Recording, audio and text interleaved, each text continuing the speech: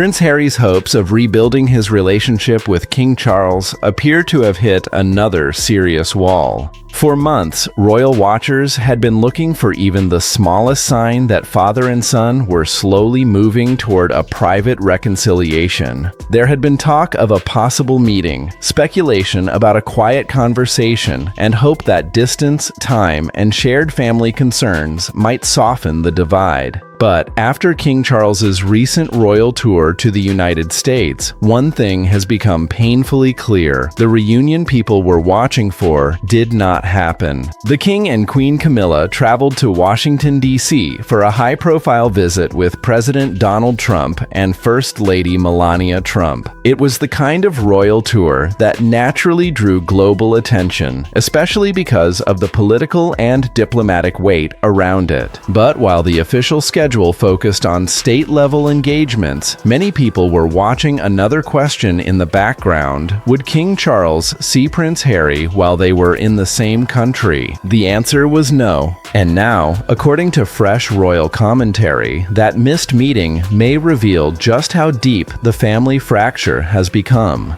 On the debut episode of The Royals Uncensored, hosted by Joe Elvin and Katie Nicholl, Prince Harry's position was discussed sharply, with claims that his attempts to reconnect with the royal family have stalled badly. The conversation painted a picture of a relationship not quietly healing behind closed doors, but sitting at what was described as an all-time low.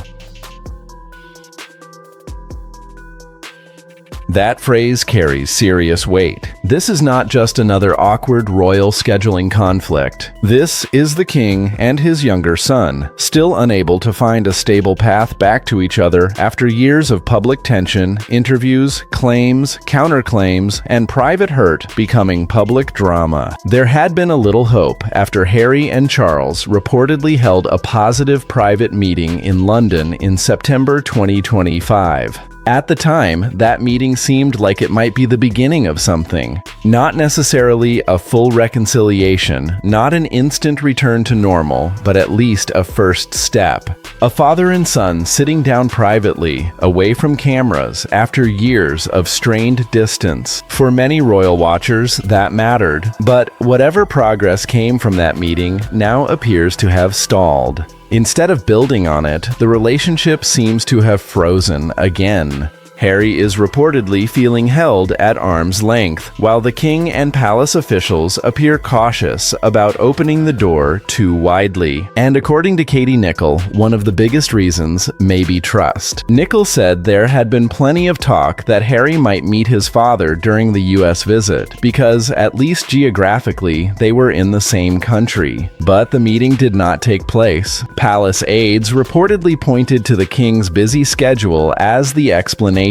On one level, that sounds reasonable. A royal tour is tightly planned, often down to the minute. The king's official engagements would have been arranged long in advance, and any private meeting could have created logistical and media complications. But Nicholl suggested the schedule may not be the full story. She claimed the real issue is that King Charles fears any conversation with Harry could eventually be leaked. According to her, she spoke with someone close to the king who indicated that this concern is exactly at the heart of the matter. That is a devastating detail because it goes beyond distance. It suggests the problem is no longer only about hurt feelings, public criticism, or disagreement over royal roles. It is about whether the king feels safe speaking openly with his own son. Trust has become the central issue in the Harry and royal family rift. After the Oprah interview, the Netflix series, Spare, and multiple public comments from the Sussex side, palace insiders have often suggested that senior royals are cautious because private conversations have a way of becoming public. Whether Harry sees it that way or not, that perception appears to be shaping how the king approaches him.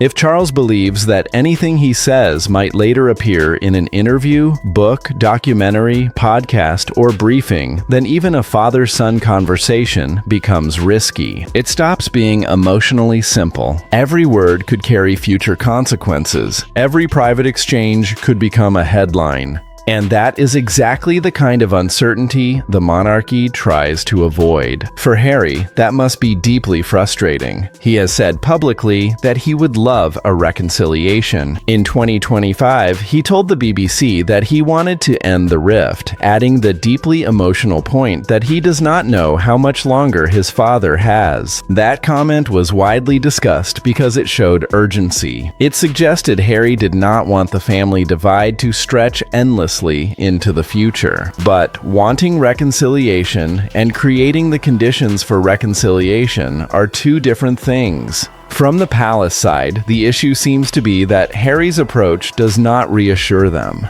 Katie Nicholl claimed that Harry is not using the official channels normally expected when communicating with the king. Instead of going through Charles's private secretary, he allegedly tries to contact his father directly. According to Nicholl, that makes Charles nervous. That may sound cold to people outside the royal world. Why should a son need to go through official channels to speak to his father? But inside monarchy, structure matters. Access to the sovereign is controlled. Diaries are managed. Communication is carefully filtered, not only for efficiency, but for protection. King Charles is not simply a private father. He is the monarch. Every interaction, even with family, can carry political, constitutional, and public meaning. For Harry, that system may feel like yet another wall between him and his father. He may see direct contact as natural, personal, and necessary. But for Charles, especially after years of leaks and public disclosures, direct contact may feel unpredictable. That difference in approach appears to be one of the reasons the relationship remains so difficult. The phrase off-piste is important here. It suggests Harry is seen as operating outside the established royal system. That has been one of the defining themes of his life since stepping back as a working royal. He wants independence. He wants control over his own voice. He does not want to be managed by palace machinery. But the monarchy is built on machinery. It is built on protocol, hierarchy, and controlled communication. So when Harry tries to bypass that, the system reacts defensively. This is why the rift between Harry and Charles is not just personal. It is structural.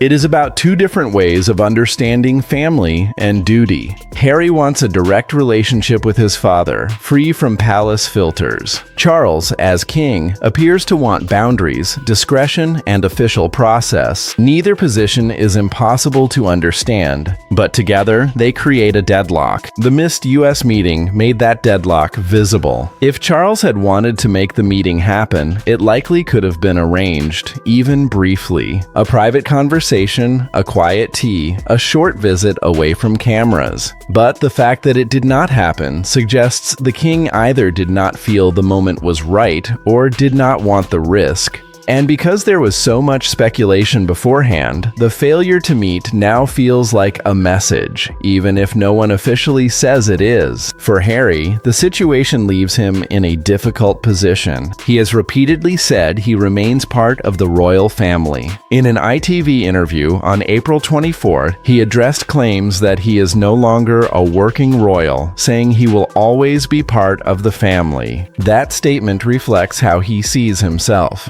He may no longer carry out royal duties on behalf of the king, but he does not see his family identity as something that can be removed. The palace, however, appears to separate family identity from royal function.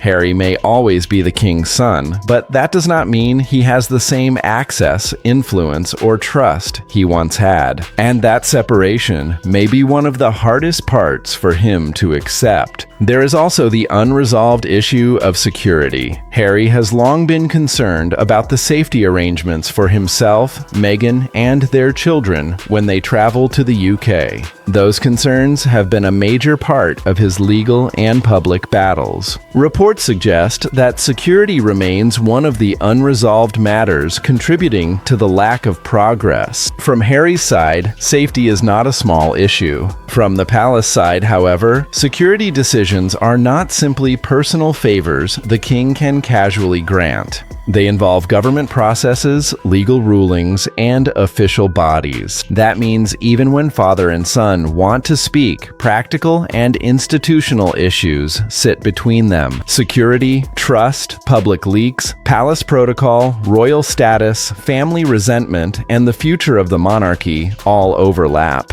No single conversation can easily solve that. Meanwhile, the monarchy is dealing with other pressures. King Charles has had his own health challenges, the institution has faced ongoing public scrutiny, and senior royals have been focused on duties, continuity, and stability. In that environment, Harry's desire for reconciliation may not be the palace's top priority. That may sound harsh, but it reflects the reality of the monarchy. Personal repair often gets pushed behind institutional survival. Still, the emotional side cannot be ignored. This is a father and son who have already lost years. They have missed milestones, family gatherings, and private moments. The longer the silence continues, the harder it becomes to repair. Every missed opportunity becomes another layer of distance. Every failed meeting creates more speculation. Every public comment makes private trust harder to rebuild.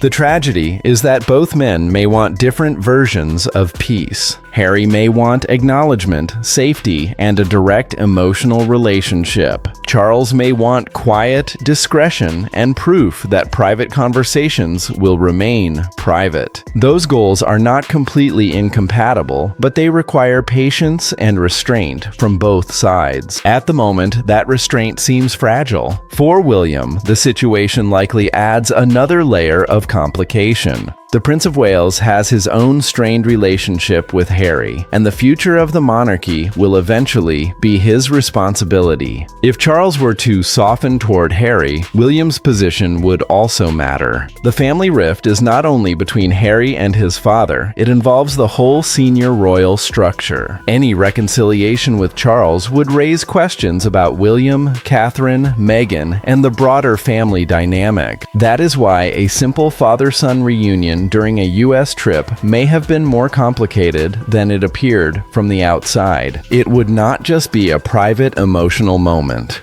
It would become a global headline. It would trigger questions about whether Harry was being welcomed back, whether Meghan was included, whether William approved, whether the Sussexes might return in any role, and whether the monarchy was changing its position. The palace may have decided that the risk was too high. But avoiding the meeting also carries a cost. It reinforces the impression that the relationship remains frozen. It makes Harry look excluded. It makes Charles look cautious or distant. It keeps the story alive. And it gives royal commentators another reason to say the relationship is at its lowest point. The coming months may show whether this is a temporary pause or a deeper collapse. If Harry and Charles find a way to communicate privately without leaks, there may still be a path forward. But that would require rebuilding trust slowly and probably away from public attention. It would also require Harry to accept that access to the king may now come through official channels, not direct emotional appeals. And it would require Charles to find a way to be both monarch and father without letting fear control the relationship completely. For now, though, the signs are not encouraging. The U.S. visit came and went with no meeting. Palace sources pointed to a busy schedule. Royal commentators suggested deeper trust concerns. Harry remains publicly committed to the idea that he is part of the family, while the king appears reluctant to open the door too widely. The result is a painful stalemate. Prince Harry may want reconciliation, but wanting it is not enough if the palace does not feel safe engaging. King Charles may love his son, but love does not automatically restore trust after years of public conflict. And the monarchy, built on discretion above almost everything else, may not be ready to risk another private conversation becoming tomorrow's headline. So the father and son remain apart, in the same country but but not in the same room, connected by blood, but separated by history, protocol, and fear of what might happen next. And that is why this missed meeting matters. It was not just a scheduling issue. It was a symbol of where the relationship stands now. Prince Harry's hopes for a royal reconciliation have not disappeared, but they have clearly stalled. King Charles appears cautious, Harry appears frustrated, and the trust needed to bring them back together still seems painfully out of reach.